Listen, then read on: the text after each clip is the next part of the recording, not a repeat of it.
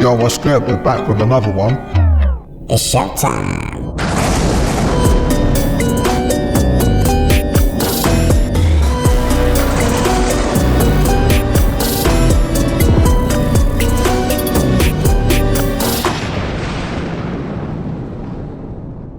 Reading this past week an MIT review, they want to do is take out the neural functions. It's a human without feeling, without thinking, without ideas. It's just what MIT calls in this review a spare body, a spare tire, bodyoids. MIT scientists want to grow human bodies dubbed bodyoids. Now, these bodyoids are physiologically identical to humans, yet scientists insist that they are not conscious and they can feel no pain. Scientists are stating that ethically sourced spare bodies could revolutionize medicine through things like organ donation. These bodyoids are not only intended to provide medical miracles, they can be used as meat for consumption. All right, so here's the article. So MIT Technological Review, it's ethically sourced spare human bodies could revolutionize medicine. Human bodyoids. So remember that word. And here it says, recent advances in biotechnology now provides a pathway to produce living human bodies without the neural components that allow us to think, be aware, or feel pain. And then maybe one day we'll be able to create spare bodies. Are bodyoids similar to body yachties? If they could get these cordyceps to control this, I'm sure you can see some body yachties. That's fucked up, bro. It would be good to have a spare body. Check out what a World Economic Forum bioethicist has to say about what we should do about the fact that people eat meat. So I'll give two examples. So one is that people eat too much meat, right? And if they were to cut down on their consumption of meat, then they would it would actually really help the planet. But people are not willing to give up meat. Yeah, some people will be willing to, but other people, they may be willing to, but they have a weakness of will. They say, wow, this steak is just too juicy. I can't do it. I'm one of those, by the way. So, but so here's the thought, right? So it turns out that we know a lot about, we have these intolerance to, for example, I have milk intolerance. And there's some people are intolerant to crayfish. So possibly we can use human engineering to make it the case that we're intolerant to certain kinds of meat, to certain kinds of bovine proteins. And there's actually analogs of this in life. There's this thing called the Lone Star tick, where if it bites you, you'll become allergic to meat. I can sort of describe the mechanism. So that's something that we can do through human engineering. We can kind of possibly address really big world problems through human engineering. Listen to him tiptoe into that. The plan they have for humans in the next 15 years is horrifying, and it cannot be discussed. It's decades and decades, perhaps even centuries in the making. They're gonna make us eat insects, bro. Remember, this is for entertainment purposes only. Do you see a red can there? Some of you will, some won't, but there are no red pixels on your screen. If you do a screenshot and zoom in, you will get this. It is black and white and teal. But if you zoom back out, some of you will go right back to seeing a red Coca-Cola can. Psychologist Akiyoshi Katoka likes to post these on social media. Here's another one. Just to point out that you do not see color with your eyes, you see color with your brain. I have found that you can kind of break the illusion if you just hold an actual red object up to it. The red will seem to disappear. But take it away and your brain will start to fill in red again. But as far as I can tell, no amount of squinting or distance will make this appear to be red because the context is lost. This one is probably the weirdest of all of them for me. There are, again, 0 red pixels on your screen right now.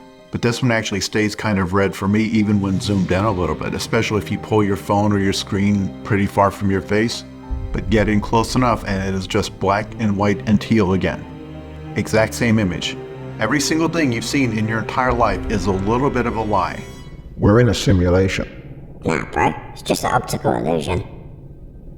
Here's the question, because you were saying this before, that it can trick people into thinking it's real. How do we know what is alive? So but this is the question. If it can, what is a human consciousness interacting with another human consciousness? Yep.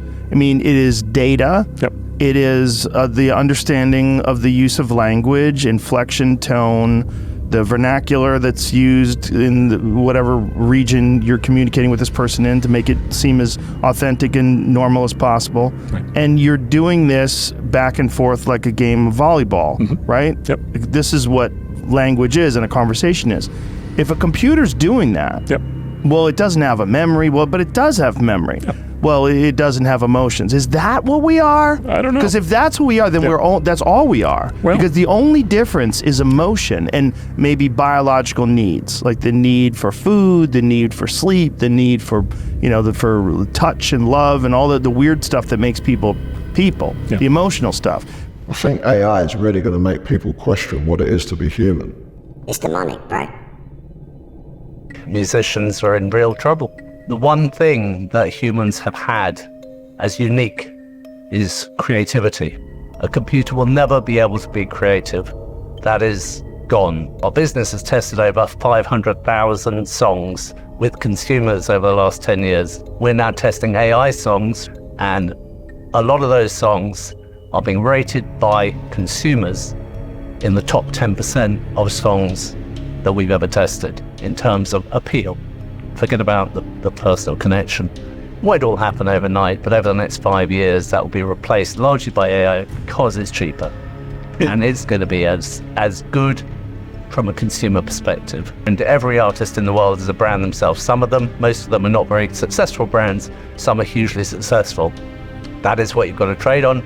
And you have to build that connection, whether it's buying new technologies, reaching out, but you have to create that connection, because without that emotional connection, and incidentally we've done research this summer to show that only about 10% of music consumers actually care about the artist.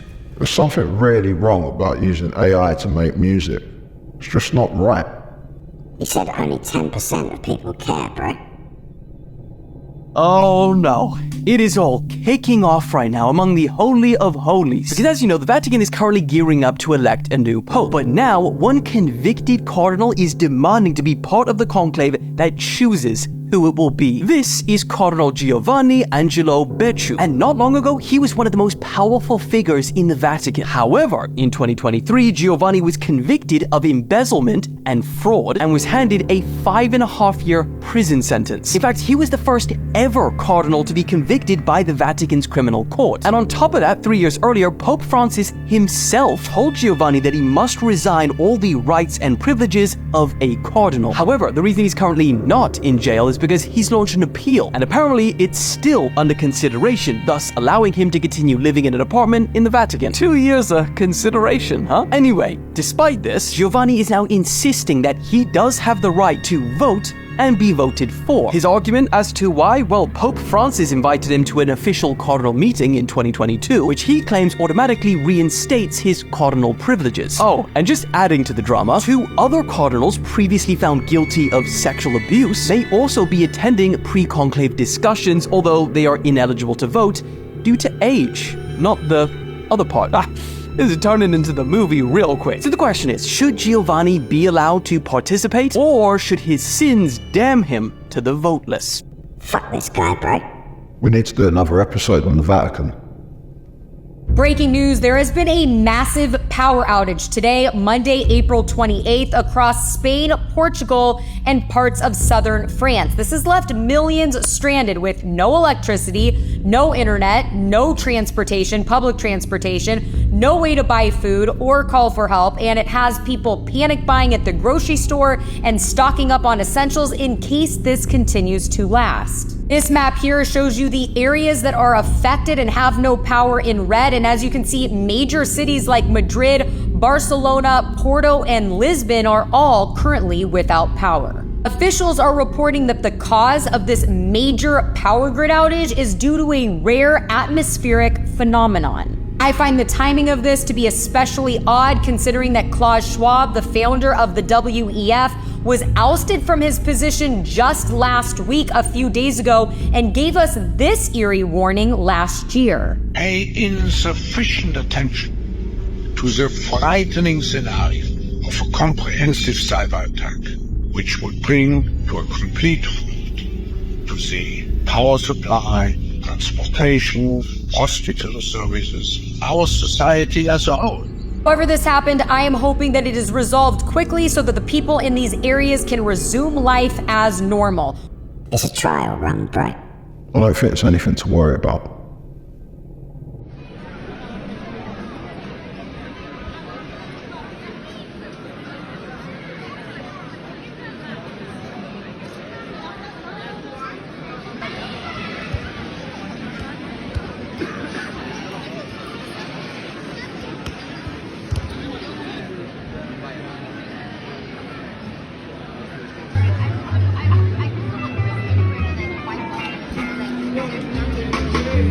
There's food.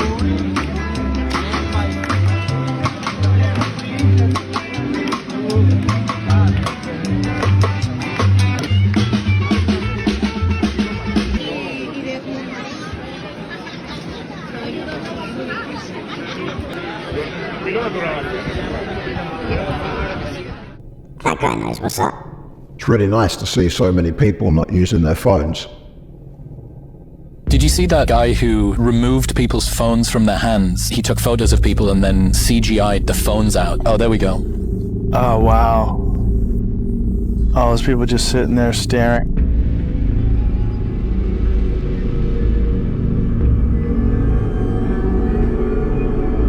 Imagine if there was a drug that made you stare at your hand for 6 hours a day. He'd be like, keep me the fuck away from that drug. But that's what your phone's doing. People need to spend less time looking at screens. Finish watching the show first, bro. So apparently there was a lull or something in the Google Earth of not blocking out areas of Area 51 from Google Earth, and people were able to capture this image of this giant, tall, black triangle building. It's so creepy looking. Whoa, this is wild. So I was asking ChatGPT about it. I'm like, hey, were there pictures taken? Like, yeah, people were able to take pictures. So I asked to see the pictures. It said, I understand your interest in seeing an image of the taller triangle structure at Area 51. However, due to the highly classified nature of Area 51 and the restrictions on satellite imagery, there's no publicly available images of such structure. Alone. Is that creepy looking though? Yeah, that's kind of crazy. What are your theories that what it could be? Because my thought, it looks like an air traffic control like center. I mean, some people were calling it the, what do you call it? The obelisk. Obelisk. There is some weird ancient symbolism with it. Like all these major cities have an obelisk in them. And like, I think London has an obelisk erected that was actually from ancient Egypt. So they brought it over from ancient Egypt to London to erect it. And that just has like all this weird. Do you think it has like any stuff. like religious significance? I think so. To it, like occult kind of stuff. Oh, God. Yeah. Scholars believe that obelisks represented eternity and immortality. Creepy.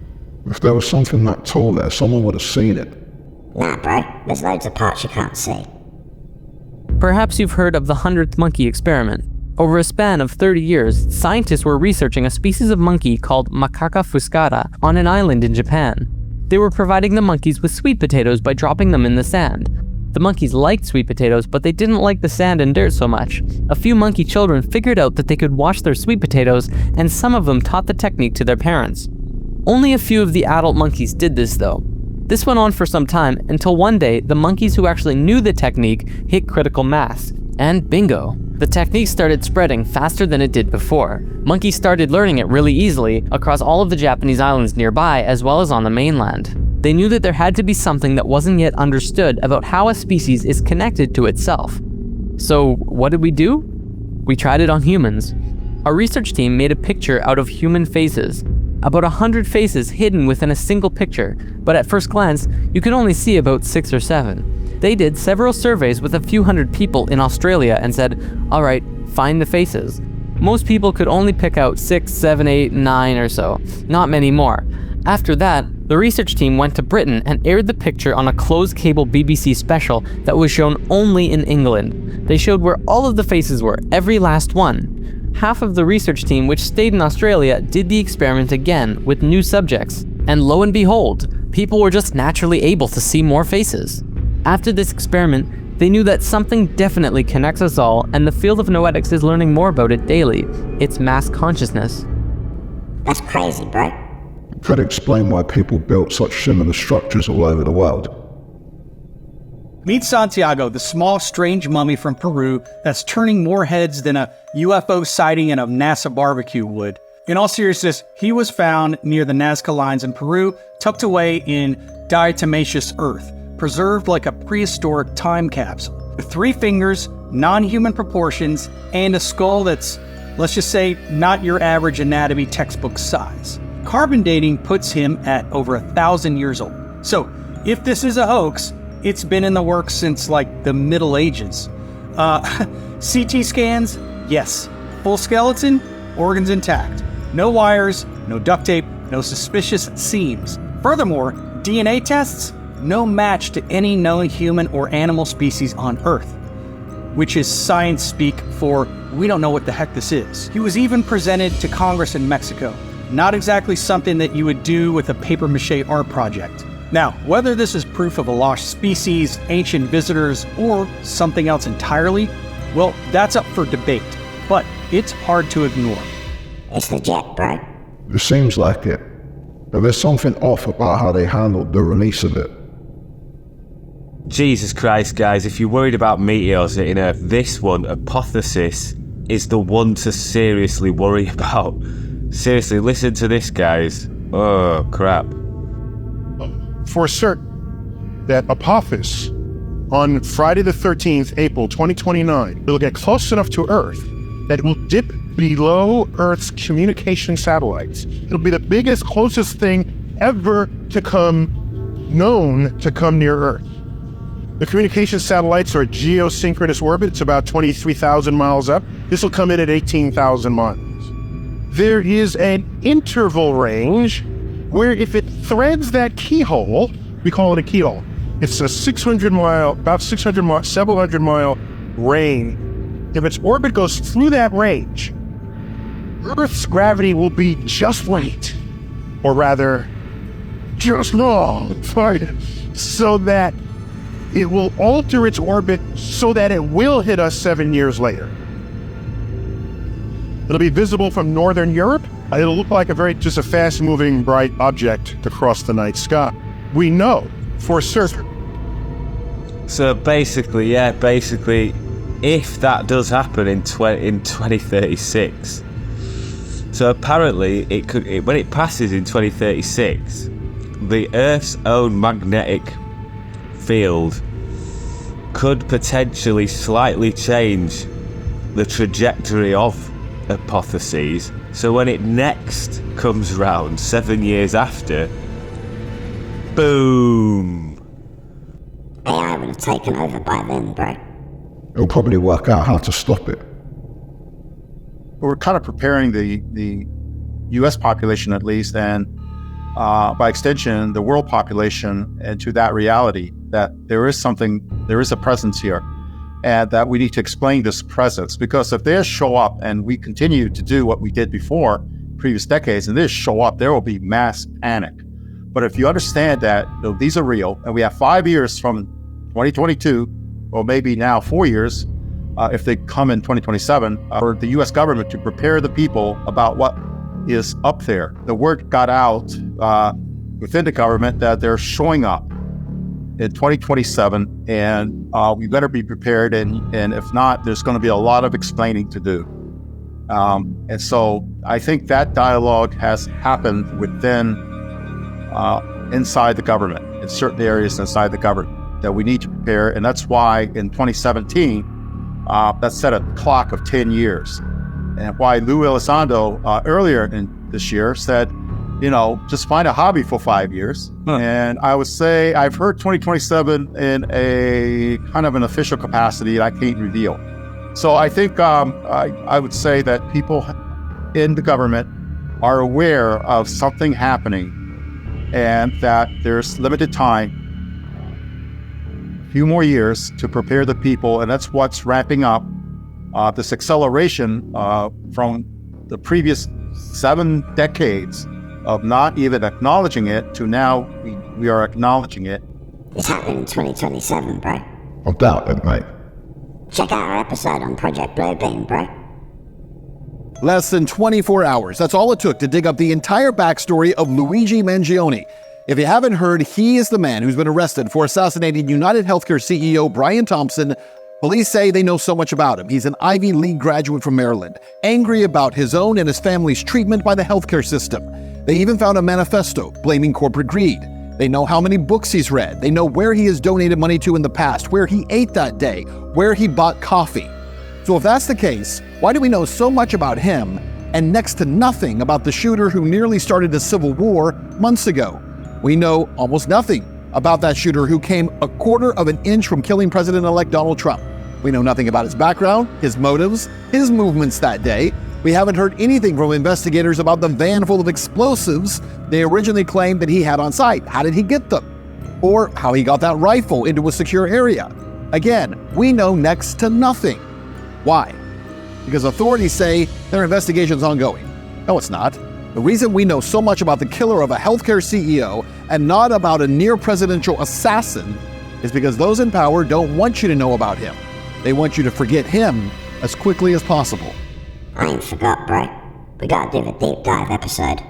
We're going to do a deep dive episode every week from now on. So let us know in the comments what subjects you guys want to see us do. There's this woman, and she pretty much told the story how her family was part of a cult. Literally her birth family was part of a cult.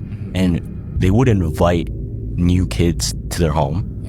And as a child, she would think, oh my God, I have a new brother. I have a new sibling. During that ritual, we had dinner with Sam, and I thought he was my new brother, and I was so excited because they would stay there for a little bit until she realized they were gonna use that other kid to be eaten. And then on the podcast, she even confessed to how her mother had the other kid tied up, and she handed her and said, okay, you have to do it.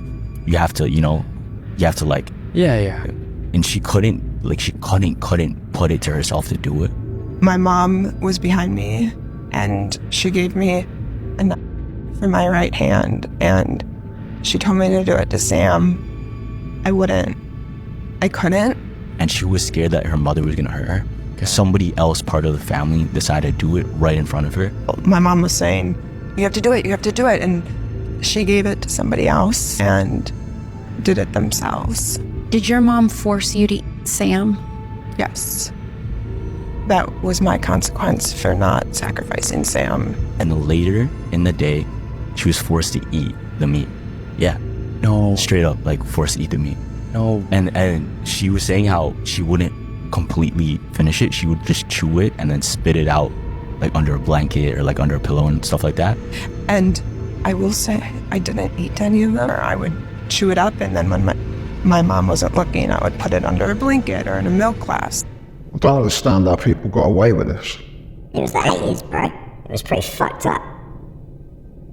Proud to introduce them. First of all, my lovely wife, Karen. Hello. Hi, Richard. Her equally attractive sister, Jan. Hi, Richard. Jan's husband, Randy, who's not so good looking. He's okay. And our sweet niece and their daughter, Jill. Hello. Jill is 12 years old. Quite been a stroll down. 12 years old. Yes. Any boyfriend? Nope. No? We're gonna get a lot of mail. I swear to you, you're gonna break the hearts of all the schoolboys in America. They need a lot of letters. Well, two, I know for sure, Gene and myself. What are you? I've been on television before. Do you like this game? I mean, can you play it at home and everything? I bet you'll do well. Got a lollipop for this lady?